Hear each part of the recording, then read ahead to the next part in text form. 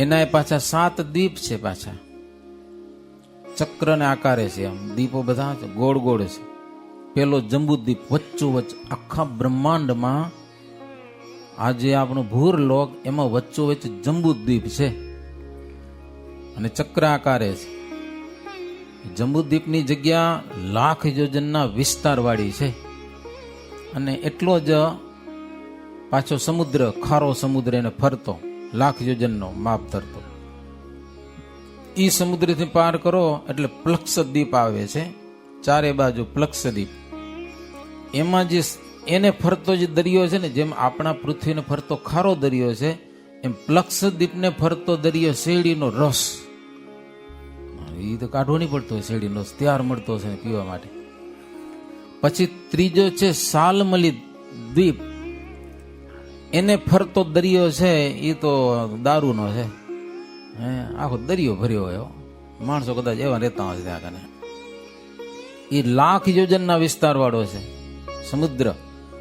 પછી એને પાર કરીને જઈએ તો એના થકી ડબલ કુશ નામનો દ્વીપ આવે છે અને એને ફરતો દરિયો ઘીનો ભર્યો હોય.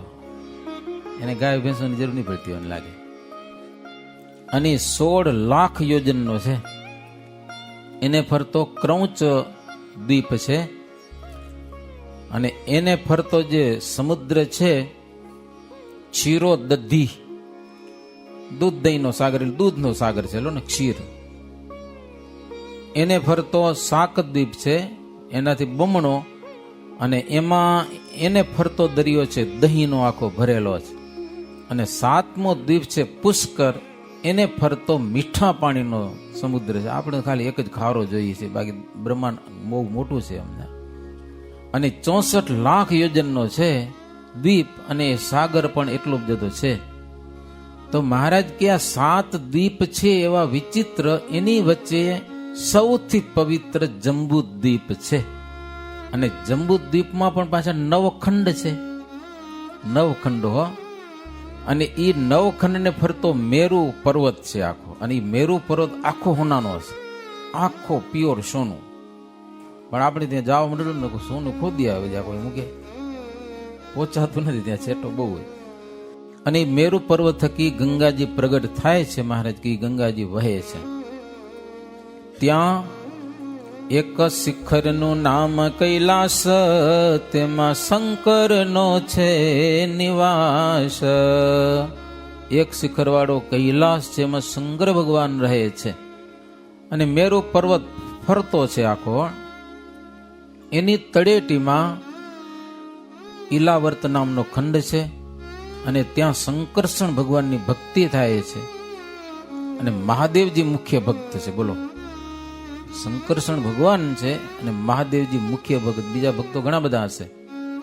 પછી મેરુથી પશ્ચિમ દિશા તરફ જઈએ તો કેતુ માળ નામનો ખંડ છે, અને પ્રદ્યુમ્ન ભગવાનની ભક્તિ છે, અને લક્ષ્મીજી ત્યાં મુખ્ય ભક્ત છે. મેરુથી ઉત્તર દિશામાં જઈએ તો 3 ખંડ છે.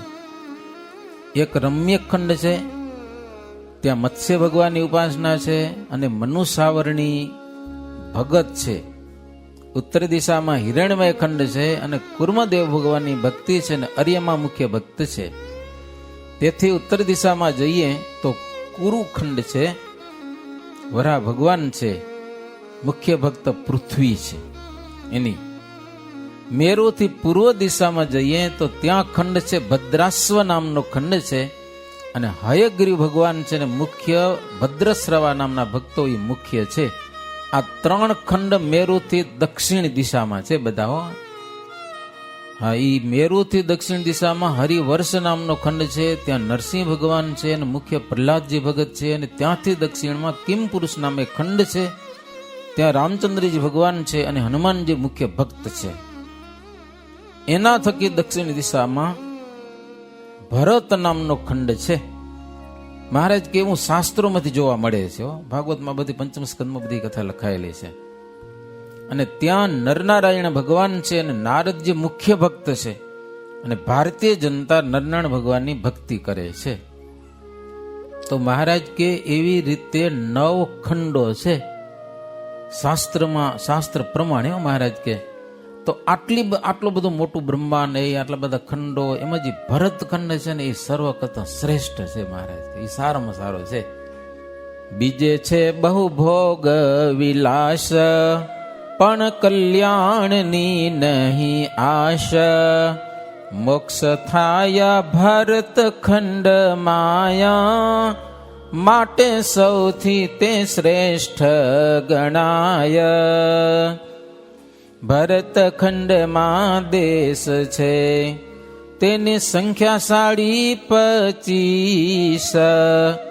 તેર તો તે નાર્ય છે, વળી એ છે કઠોરયતીત. ભરતખંડ સિવાય ભોગ વિલાસ મહારાજ કે બહુ છે, પણ કલ્યાણની આશા ક્યાંય નથી. મોક્ષ થાય તો ભરતખંડમાં થાય, એટલા માટે ભરતખંડ શ્રેષ્ઠ છે. આપણે કદાચ બીજા ખંડમાં વસતા હશું ને તો સત્સંગ તો આપણે ભરતખંડમાંથી જ મળે, સમજા ને, બીજેથી મળતો નથી. બીજા કદાચ બહુ ઓછા ટકા કોઈક સ્વીકારે સત્સંગ, ના સ્વીકારે એમ નહીં, એના સિવાયના દેશ પણ બહુ ઓછું એમ. ભરતખંડમાં પણ મહારાજ કે 25 દેશ છે, એમાં 13 દેશ અનાર્ય છે અને 12.5 દેશ સારા છે. એ મહારાજ કે કહું હો, કાગળમાં લખાવે મહારાજ, ઝાડના છાયા બહીને ભક્તિ બાગ. ગયા છો દર્શન કરવા જવાય. સચ્ચિદાનંદ સ્વામી ખાસ ત્યાં રહેતા હતા. બહુ ઘણી બધી લીલાઓ છે એની ભક્તિ બાગની. તો મહારાજ કે અનાર્ય દેશ કયા કહેવાય? 13 દેશ સાંભળો. એક તો બંગાળ, બીજો નેપાળ, ત્રીજો ભૂટાન, ચોથો કામાક્ષી, પાંચમો સિંધ દેશ, છઠ્ઠો કાબુલ, સાતમો લાહોર, આઠમો મુલતાન, નવમો ઈરાન, 10મો અસ્તંબોલ, 11મો અરબસ્તાન, 12મો શ્વાલ અને 13મો પિલપિલામ. આ 13 દેશ મલિન છે. ત્યાં બહુ સત્સંગ ઓછો મળે તો જૂજ મળે, એમ દુર્લભ છે ત્યાં સત્સંગ મળવો. ગુરુ દેવ કે કલ્યાણના દાતા એ દેશમાં નથી. દેશ સુખી છે, એમાં નાની મોજ કરતા હશે. આખો દેશ સફાઈ. દુબઈ કે જાઓ ને તમે, રોડ જુઓ તો તમે આમ તમે સ્વર્ગમાં એવું લાગે. અમુક પ્રદેશમાં સ્વર્ગમાં ફરવા એવું લાગે, સારામાં સારું. પણ મોક્ષની વાત નહીં કરવાની. એ કને ત્યાં કને હોટલમાં અમે દુબઈ પૂછ્યું હતું, અહીં હિન્દુ આવે ને કોઈ, એને હોટલમાં દારૂ મળે પણ મુસલમાનને ન મળે. વિચાર કરો તમે, મુસલમાનને દારૂ હોટલમાં લેવા જવું હોય ને તો લાયસન્સ હોય તો જ મળે, હિન્દુને છૂટી. મોક્ષ નથી ત્યાં કને, સમજા ને? હા, દારૂ પીવો તો મુસલમાન ભળી જાય, હિન્દુઓ ભણાતો નથી. પેલા શું કરવું એનું? એને કઈ થતું નથી કાંઈ. એ લોકો સમજે છે કે હિન્દુને છૂટી. બહુ લાંબી નથી વાત કરવી. દુનિયા આખી દુનિયા છે ને એ હિન્દુને નાશ કરવા ચાહે છે. હા, અને ખતમ કરો. અને ઘણો બધો પ્રદેશ ખતમ થઈ ગયો છે. લ્યો ને, એ આરબ કન્ટ્રી બધી હિન્દુની બધી માતાને માનતા, બધા બધું બંધ થઈ ગયું. હવે થોડુંક ભારત દેશમાં કેટલા ટકા ઓછા થઈ ગયા.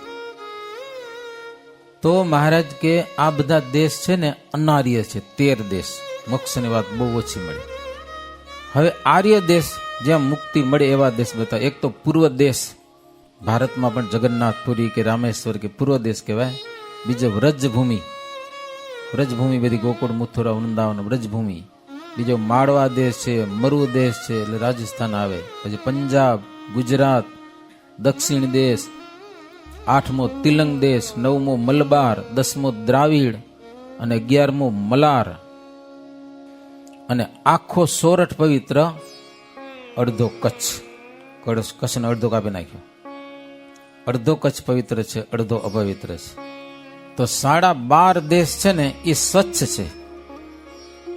12 દેશ આખા, કચ્છ અડધો, એટલે 12.5 દેશ થયા. અડધો એ ગયો પાછો આપણામાં. સમજ્યા? તો મહારાજ કે 12.5 દેશમાં બ્રહ્મવેતા સંત ગમે ત્યાં ને ક્યાંક મુમુક્ષુને જો ભજન કરવું હોય તો મળી જાય. જો તમે અહીંયા આવે તો મંદિરનો યોગ તમને મળ્યો કે ન મળ્યો? ભારતીય છો એટલા માટે, નહીં તો ન મળે. તો એ દેશમાં મહારાજ કે ભગવાનના જન્મ થાય એટલા માટે ઉત્તમ દેશ છે. જો ભગવાન ક્યાંય ભૂલ કરીએ, બોલો, 3 મુખ્ય અવતાર થાય છે. એના સિવાય પણ ભગવાનના અનેક અવતારો બધા ભારતમાં જ તમને જોવા મળશે. બીજા દેશમાં ભગવાન ક્યાંય જન્મ ધારણ નથી. જાપાનમાં એકાદું ભગવાન થવું છે ને, રામકૃષ્ણ કે નથી ગયા કોઈ, ભારતમાં જ આવે હો. ભગવાન જલસા કરવા નથી આવતા, મુમુક્ષુનું કલ્યાણ કરવા માટે આવે છે. તો મહારાજ કે ભારત દેશમાં કોઈક મનુષ્ય જન્મ મળે અને જો એને જ્ઞાન પામે તો ભવસાગર થઈ જાય. આખા ભરતખંડમાં મહારાજ કે ભરતખંડ છે ને એમાં ક્યાંક ને ક્યાંક મોક્ષ મળવાનું સ્થાન તમને મળી રહે. મોક્ષ મળે, કરે તો કરવો હોય તો, ન કરો તો કાંઈ નહીં પાછું. માટે જે મનુષ્ય બુદ્ધિમાન હોય, હોશિયાર હોય, એને પ્રભુનું જ્ઞાન મેળવવું, સત્શાસ્ત્રોનો સાર સાંભળી હિંસા અને દોષથી રહિત થઈ ધર્મનું પાલન કરી અને એવા સદગુરુને સેવવા અને ભાવે ભગવાનનું ભજન કરવું. મહારાજ કે હો એવા સદગુરુના લક્ષણ પણ છે હો. સત્શાસ્ત્રોથી વિચક્ષણ પુરુષોએ સંતોને પણ થોડાક ઓળખવા. ધર્મ જ્ઞાન વૈરાગ્ય અને ભક્તિએ યુક્ત હોય, પોતે ધર્મનું પાલન કરે અને બીજાને કરાવે, પોતે ભજન કરે અને બીજાને ભજન કરાવે, કામ ક્રોધ લોભ મોહ વગેરે નહીં, કોઈ પ્રાણીનો દ્રોહ નહીં, અષ્ટ પ્રકારે સ્ત્રીનો ત્યાગ, ધનનો સંગ્રહ નહીં, એવા સંતોનો સંગ કરી મન અને ઇન્દ્રિયોને વશ કરી અને જીવાત્માએ કલ્યાણ કરવું હો. મોહ માયા કપટ છળ આ બધું છોડી અને ભાવથી ભગવાનનું ભજન કરવું, તો જીવાત્મા જન્મ મરણ થકી છૂટી જાય છે અને શરીર છોડી અને ભગવાનના ધામમાં જાય છે. ભૂતકાળે પણ જેણે ભજન કર્યું છે ને એને ભગવાન મળ્યા છે. મહારાજ કે આજે પણ જે હરિભજન કરે છે એને ભગવાન મળે છે. ભવિષ્ય કાળમાં પણ દુનિયા ગમે એવી થઈ ગઈ હશે પણ ત્યારે જે હરિભજન કરશે ને એને ભગવાન મળશે, બાકી કેને નહીં મળે હો. અને એનો જન્મ સાર્થક થશે. જેને સત્સંગ નહીં થાય ભારત દેશમાં જન્મ પામીને પણ તો એનો જન્મ વ્યર્થ થયો માની લેવાનો હો.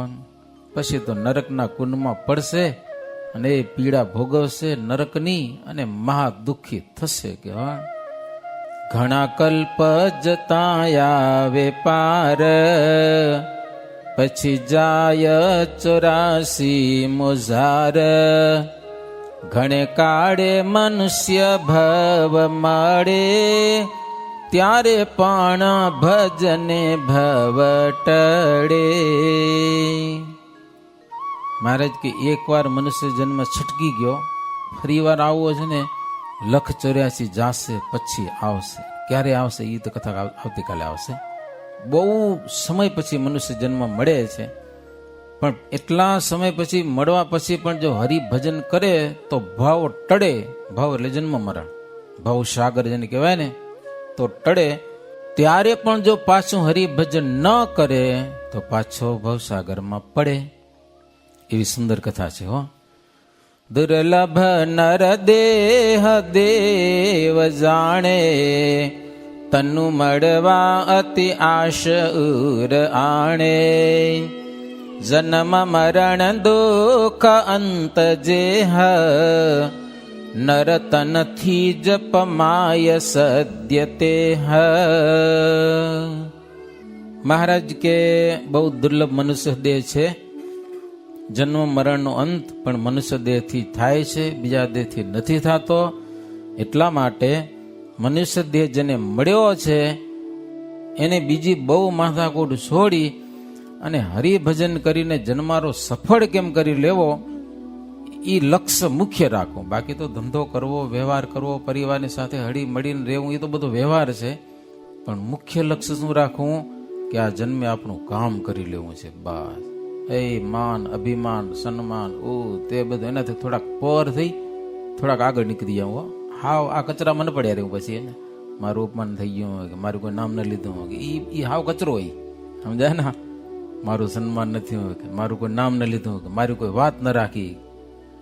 જ્યાં ઉદ્વેગ થાય છે મનનો એ કચરામાં થોડાક બહાર નીકળી જાય ને ભજન કરીને તો હરિભજનની મજા બહુ આવે છે. મહારાજ બહુ સરસ વાત કરી. હવે આવતીકાલે મહારાજ એવી વાત કરશે કે માનવ દેહ ક્યારે પાછો મળે છે. એ આજે અહીંયા કન કથાની વિરામ આપું છું. આજે આપણે સત્સંગનો લાભ શાસ્ત્રી સ્વામી પરબ્રહ્મ જીવનદાસજી અહીં કને આવી અને સુંદર આપણને લાભ આપશે. इति श्री बिहारीलालजी आचार्य विरचिते हरिलीलामृते षष्ठ कलशे अचिंत्यानंद वर्णींद्र अभय सिंह नृप संवादे दुर्गपुरे भक्ति बागे श्री हरि भूतदीप खंडादि निरूपणनामा एकादशो विश्राम सहजानंद स्वामी महाराजनी जय।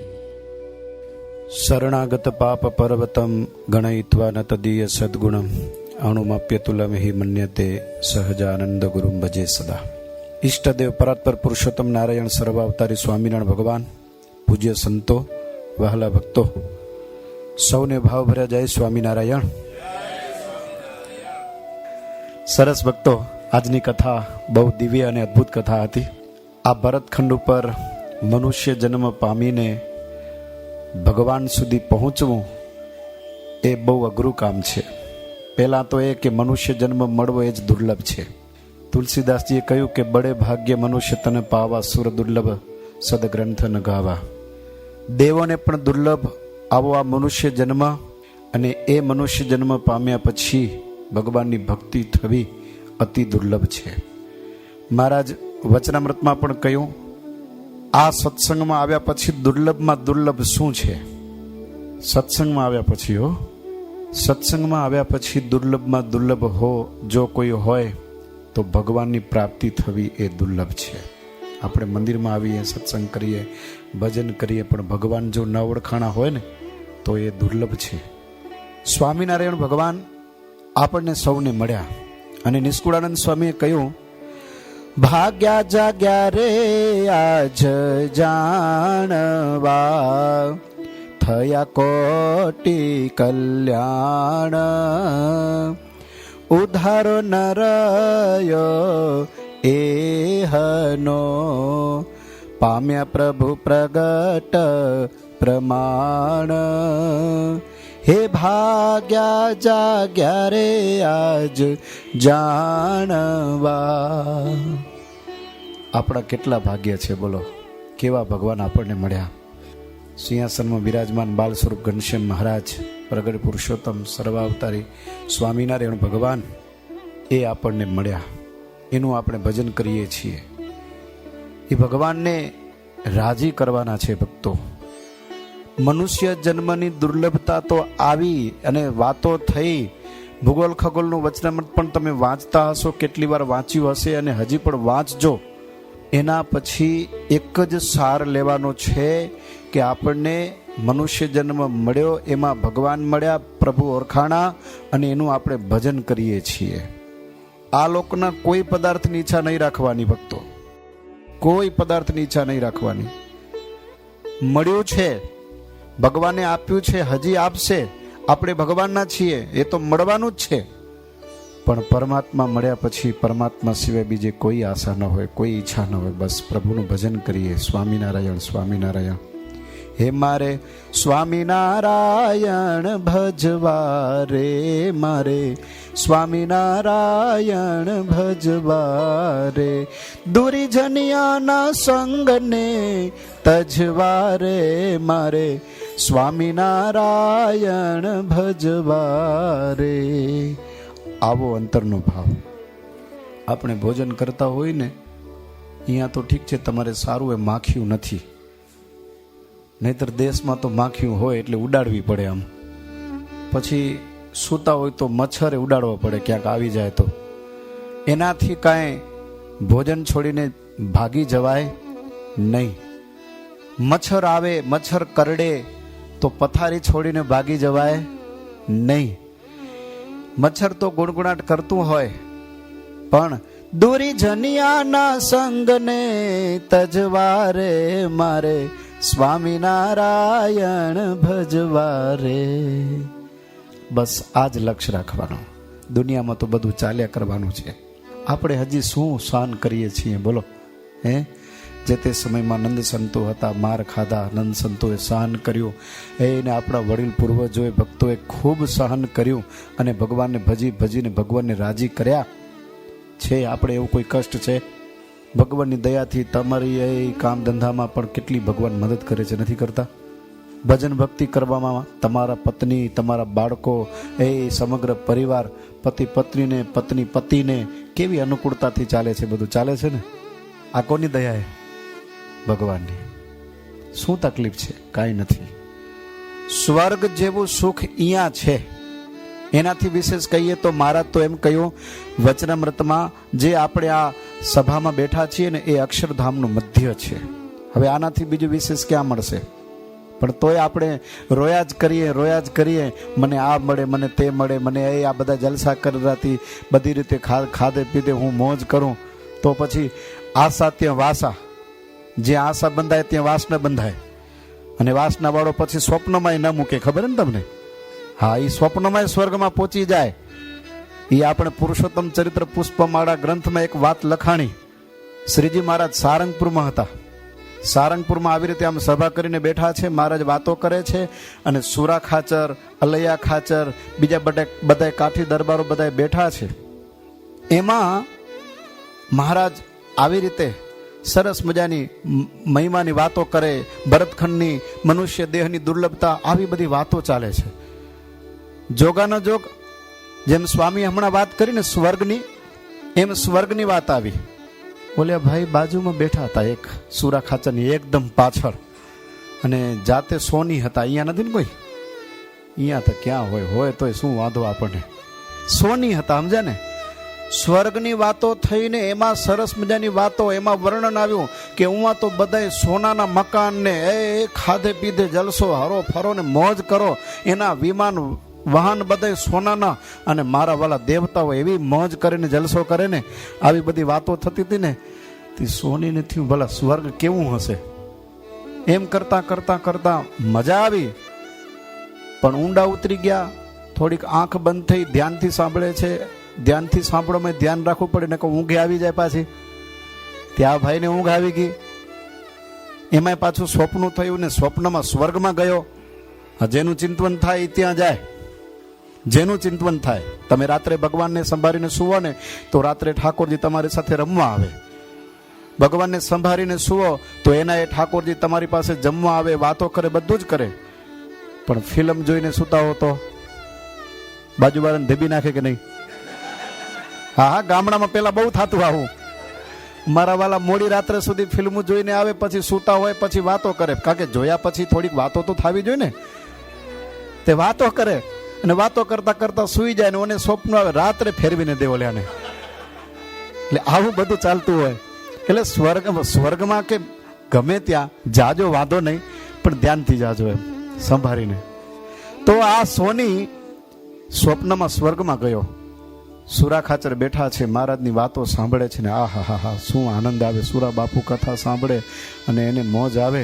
પાછળ સોની સ્વર્ગમાં ગયો ને સ્વર્ગમાં જુએ તો ઓ હો કેટલું સોનું પડ્યું. આ તો જો આ આને કોઈ લેનારો નથી, આને કોઈ અહીંયા કોઈ દિવસ ચોરી નહીં થતી હોય. આમ પાછો અહીંયા સ્વપ્નમાં અને એમાં સ્વર્ગમાં વાતો કર્યા અને આમ હાથ ફેરવતો જાય.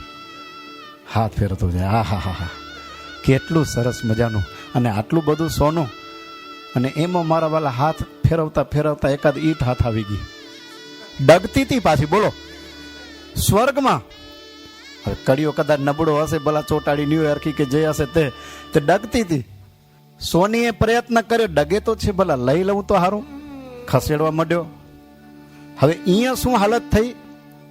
બેઠો છે, ઊંઘ આવે, જોલું આવે અને સ્વર્ગમાં ગયો. ઉમાં કને ઈંટને ખેંચે ને અહીંયા સુરા ખાચરના ખભા પકડ્યા. જય હો. આમાં મલાવ્યા. ડગે તો છે, નીકળતી નથી. ડગે છે પણ નીકળતી નથી. અને એમ કરતા કરતા વિચાર કર્યો કે ગમે તેમ થોય આવ્યા છીએ તો ધક્કો ફેલ ન જાય ને, એટલે લેવી તો છે જ. ગમે તેમ કરીને લેવી. દિવાલને પગ ભરાવીને ખેંચે છે.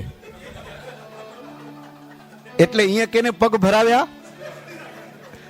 સુરા ખાચરને. સુરા ખાચર કથા સાંભળે છે, કથા મજાકની છે, આનંદની છે. એને મનમાં થયું આ ગધાડીનો છે કોણ? સુરા ખાચરની ભાષા. હું મારી ભાષા નથી બોલતો ભાઈ. અને પુરુષોત્તમ ચરિત્ર પુષ્પમાળામાં લખેલી વાત છે આ. છઠ્ઠા પુષ્પમાં હું અધ્યાય ભૂલી ગયો, પણ સુરા બાપુ એટલે સુરા બાપુ. થોડીક વાર આમ પાછળ જુએ, થોડીક વાર આમ પાછળ જુએ, પાછળ તો જુએ પણ ભલા શરીર પાછું સુરા બાપુનું જાડું ને પાછું દેખાતું નથી. એમ કરતા કરતા સોની હવે સ્વર્ગમાં જઈ પાછા હો. સોની ઉहाँ સ્વર્ગમાં ઈંટને બરાબર ખેંચે અને આનિકો સુરા ખાચરના ખભા પકડીને ખેંચે. સુરા ખાચર કે ભલા હવે હું એ જોઈ લઉં. એટલે ઓચિંતાને સુરા ખાચર પાછળ આમ થયા ને, ઓલો લડથડિયા ખાતા પડી ગયો, હાથ છટકી ગયા ને ગોથાલા ખાઈને પડી ગયો. હવે કેટલું જોર કર્યું હશે. પછી સુરા ખાચર રે ઊભા થઈ ગયા. ઊભા થઈને કીધું કે શું માંડ્યું, શું હે તું આ કરે શું હે? બાપુ વાત કર્યા જેવી નથી છે, શું વાત તો કર. તો કે બાપુ સ્વર્ગમાં ગયો તો ને ઈંટ લેવા પ્રયત્ન કર્યો પણ તમારા ખભા હાથમાં આવી ગયા. સુરા ખાચર કે મહારાજ આને સમજાવો, આને સમજાવો. સ્વપ્નમાં નથી મુકતા, સાચે કોનું મુકતા હશે? સોની. સમજ્યા ભક્તો? કહેવાનું શું? આશા ત્યાં વાસા. જ્યાં આશા જેટલી બંધાય એટલી વાસના રે. એ સ્વર્ગ એ સ્વપ્નમાં પણ પછી રાત ને દિવસ એવું બધું સાંભળે એના કરતાં તો પરમાત્માને યાદ કરી, પરમાત્માનું સ્મરણ કરી અને એને મહારાજના આવા ચરિત્રો, મનુષ્ય દેહની દુર્લભતા અને મહારાજે જે આપણને મળ્યા છે ને ભક્તો, ખૂબ આપણે કહીએ કે ભાગ્યશાળી છીએ. નિષ્કુળાનંદ સ્વામી જેમ કહ્યું કે ભાગ્ય જાગ્યા રે આજ જાણવા.